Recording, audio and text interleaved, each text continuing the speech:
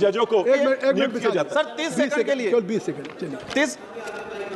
Sir मेरा सुझाव है कि देश के सरकारी शिक्षण संस्थाओं को जिंदा रखना है तो चुनाव आयोग संबंधित और जनगणना संबंधित हमें अलग से कार्मिक का पद क्रिएट कर देना चाहिए ताकि हमारे शिक्षण व्यवस्था बर्बाद नहीं हो रहे। कि देश में जो एसआईआर को लेकर कहा जा रहा है कि घुसपैठिया, तो मेरा अनुरोध है कि टोटल कितने घुसपैठिया आए थे, कहां पकड़े, कहां से आए थे, इनका डाटा जवाब में सामने आए। माननीय सभापति महोदय, चुनाव में किस तरह से धांधली होती है मैं बताना चाहूंगा।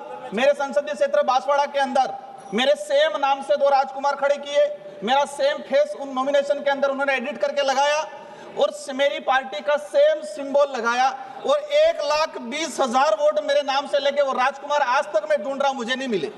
माननीय सभापति महोदय, मेरे संसदीय क्षेत्र में वोट चोरी नहीं हुई, वोट चोरी हुई, लेकिन वोट चोरी होने के साथ साथ कांग्रेस पार्टी के सीडब्ल्यूसी मेंबर को भी चोरी किया, उम्मीदवार भी चोरी हुआ, मेरा फेस चोरी हुआ और मेरी पार्टी का जो सिंबल था वो भी चोरी हुआ और 1,20,000 वोट लेके फिर भी बांसवाड़ा की जनता ने लोकतांत्रिक तरीके से धमाकेदार आपका सुझाव और 2,48,000 वोटों से जिताया और पूरे वोट दबाए। मेरे संसदीय क्षेत्र में 84 उपचुनाव, सोलंबर उपचुनाव में धांधली की।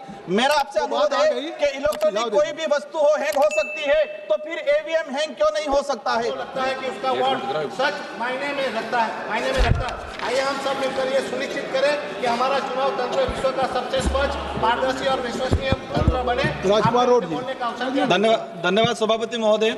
आज एसआईआर पर सदन में हंगामेदार चर्चा हो रही है, काफी हेल्दी भी चर्चा हुई।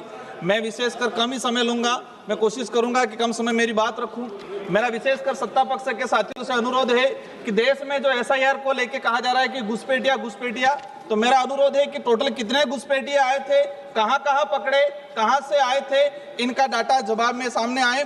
माननीय सभापति महोदय, चुनाव में किस तरह से धांधली होती है मैं बताना चाहूंगा। मेरे संसदीय क्षेत्र बांसवाड़ा के अंदर मेरे सेम नाम से 2 राजकुमार खड़े किए, मेरा सेम फेस उन नॉमिनेशन के अंदर उन्होंने एडिट करके लगाया और मेरी पार्टी का सेम सिंबल लगाया और 1,20,000 वोट मेरे नाम से लेके वो राजकुमार आज तक मैं ढूंढ रहा हूं, मुझे नहीं मिले।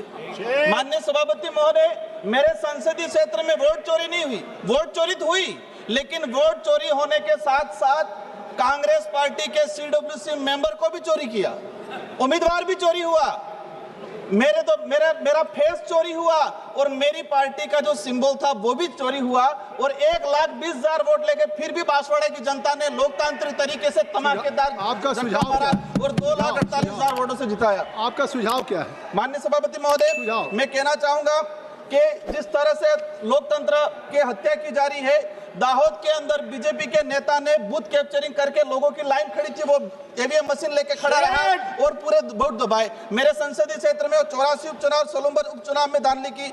मेरा आपसे अनुरोध है कि इलेक्ट्रॉनिक कोई भी वस्तु हो हैंग हो सकती है तो फिर ईवीएम हैंग क्यों नहीं हो सकता है? देश लेवल चुनाव आयोग तो कई बार बैलेट पेपर से चुनाव कराया जाए तो बैलेट पेपर से चुनाव कराने में किस बात की दिक्कत है कि आप उनको ईवीएम का कई बार डेमो सर मेरा एक